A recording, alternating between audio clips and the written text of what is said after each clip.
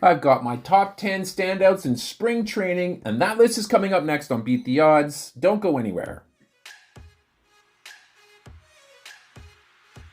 Hello sports fans, and welcome back to another episode of Beat the Odds. I'm going to check in on 10 notable hitters having an excellent spring training. If you like this content, please smash that like button. And a special thanks goes to all of our subscribers who have been watching these videos, as you now account for almost 19% of all viewers. To the other 81% of viewers that haven't yet subscribed, I encourage you to do so, as it helps me create these videos for you. Also, leave a comment on a player that you think deserves to be on this list. Now let's dive in to number 10. Here we have Ketel Marte. This spring he's got 5 runs scored, 4 RBIs, and a .481 average. Now Ketel is on my do not draft list, but I wanted to take a peek to see how his spring was actually going. I have to say that I'm impressed, but not overly surprised. He's always been a contact hitter, so if he can continue to be that this season and take his walks, then he might actually break the yo-yo curse that has been following him around for the last few years. Let's go to number 9. We have Jorge Polanco. This spring he's got 4 runs scored, 2 homers, and 8 runs batted in with a .412 average. Now Polanco is a great late round draft choice with that move to the Mariners. He's tentatively lined up between Julio Rodriguez and the power hitting combo of Mitch Garver and Cal Raleigh. That should provide some nice scoring opportunities and run producing opportunities as well. And he's done all the damage that you see in just 17 at-bats. If he somehow went undrafted in your league, go and get him. Moving on to number 8, we've got Julio Rodriguez. This spring he's got 3 runs scored, a homer, 4 runs batted in, and a .455 average. Now let's key in on the big guy himself, that of course being J-Rod. In limited action so far, he looks pretty good. Despite his excellent start to his career, he has been prone to strikeouts and he doesn't draw a whole lot of walks. But the 11 at-bats that he has had so far this spring has led to 2 walks against 3 strikeouts. His potential meteoric rise to number 1 status lies in his ability to work the count in his favor. If he can improve on that, then we should get a 900 OPS season from him.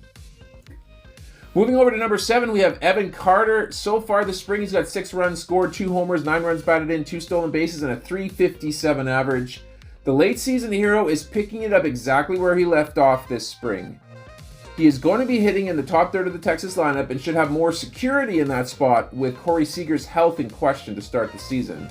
If he happens to stick in a top 3 spot, he's going to absolutely obliterate his ADP, as he will likely be able to showcase his power and speed traits all season long. Moving on to number 6, we have Eloy Jimenez.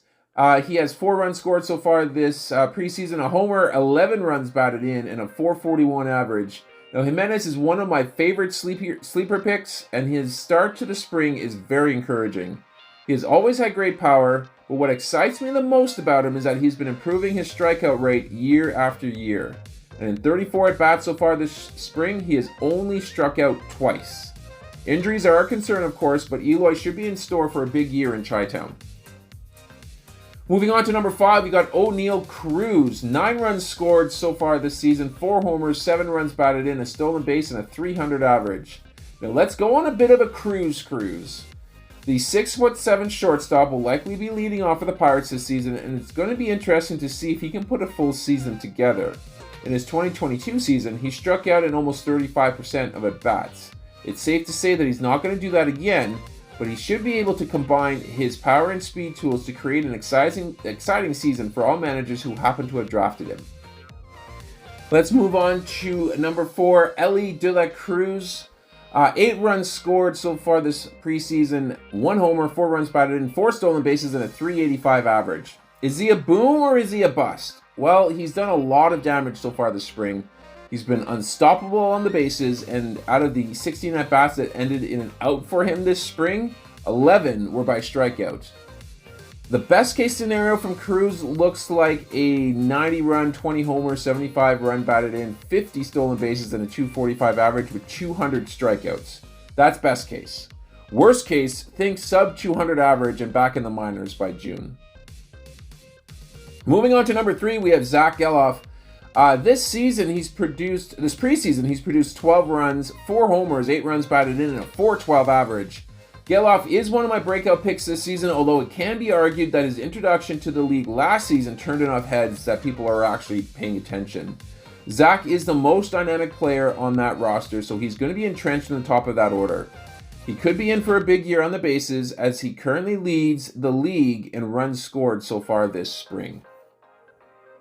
Moving on to number 2, we have Shohei Ohtani. 5 runs scored so far this spring, 2 homers, 9 runs batted in, 1 stolen base, and a .579 average. The Dodgers as a team are hitting .290 as a team. Bench all starters scheduled to pitch against this team this season. So if you've got Yu Darvish, do not play him in the series in Japan. Shohei is off to a ridiculous start, which bodes well for the potency of this lineup. This team is going to hit top through bottom, so even hitting out of the 2 hole, he's going to have ample opportunities to drive in 100 runs batted in or more this season. And finally, at number 1, we have Juan Soto. This preseason, he's got 6 runs scored, 4 homers, 10 runs batted in, and a .429 average. Now, Soto isn't at Yankee Stadium yet, of course, but he has been finding the fence early in spring training. He's primed for a massive year as he takes his power and on-base percentage skills to the Bronx. He's my pick to lead the league in runs scored in the AL, and with news out of Atlanta about Ronald Acuna's knee, Soto might end up scoring more runs than anyone else in the league this season. And that's going to do it here for this episode. I hope you guys enjoyed it. If you did, please leave a like on the video, and of course, subscribe to the channel for more content like this. I am going to sign off for now, but I will catch you guys on the next episode.